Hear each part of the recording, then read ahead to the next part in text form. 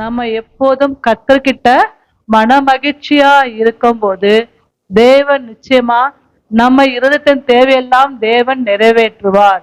மனுஷனுக்கு தெரியுதோ இல்லையோ, ஆனா கர்த்தர் நம்முடைய இருதயத்தின் ஒவ்வொரு அங்கலாய்ப்புகளையும் வேதனைகளும் அவர் அறிந்திருக்கிறார். நம்ம என்ன ஜெபிக்கிறோம், என்ன நினைக்கிறத மனுஷனால அவங்க ஐடென்டிஃபை பண்ணவே முடியாது. ஆனா கர்த்தர் ஒவ்வொரு செயல கூட அவர் அறிந்து ஆராய்ந்திருக்கிறார்.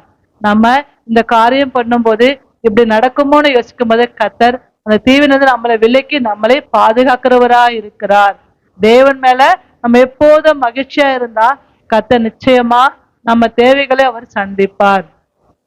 அதே சங்கீதத்துல 5வது வசனம், உன் வழியை கர்த்தருக்கு ஒப்புவித்து அவர் மேல் நம்பிக்கையாயிரு, அவரே காரியத்தை வாய்க்க பண்ணுவார். எந்த ஒரு விஷயமானாலும் நம்ம மனுஷன் மேல நம்பிக்கை வச்சா நிச்சயமா அந்த காரியம் சக்சஸ் ஆகாது. ஏன்னா மனுஷன் அப்பப்போ மனசு மாறுவான், பேச்சு மாறுவான். தேவன் அப்படி அல்ல. சொன்னதை அவர் செய்திட வரைக்கும் நம்ம மேல அவர் கண்ணோக்கமா இருக்கிறார்.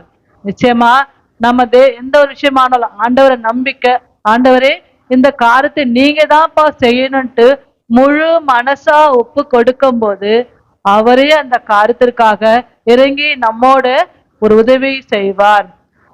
எப்பவுமே நம்ம நினைப்போம் இல்லையா, இந்த விஷயத்த மனுஷன் கொடுத்துட்டோம், அவன் நல்லபடியா முடிப்பான். நிச்சயமா அப்பதான் அவங்களுக்கு சாதகமா யோசிப்பாங்க. ஆனா தேவன் அப்படி அல்ல.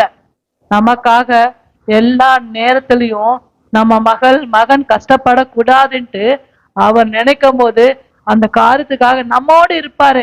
நம்ம நமக்கு யாரும் இல்லப்பா, எங்களுக்கு எந்த ஒரு மனுஷனுடைய சப்போர்ட் இல்ல நினைக்கும் போது நிச்சயமா கர்த்தர் நமக்கு ஒரு அப்பாவா, அம்மாவா, அக்காவா, அண்ணாவா இருந்து நமக்கு உதவி செய்வார்.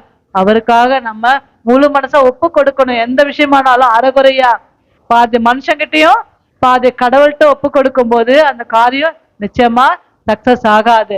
கர்த்தர்கிட்டயே முழுசா ஒப்பு கொடுக்கும் போதுதான் அவர் முன்னின்று நமக்காக இறங்கி செய்வார்.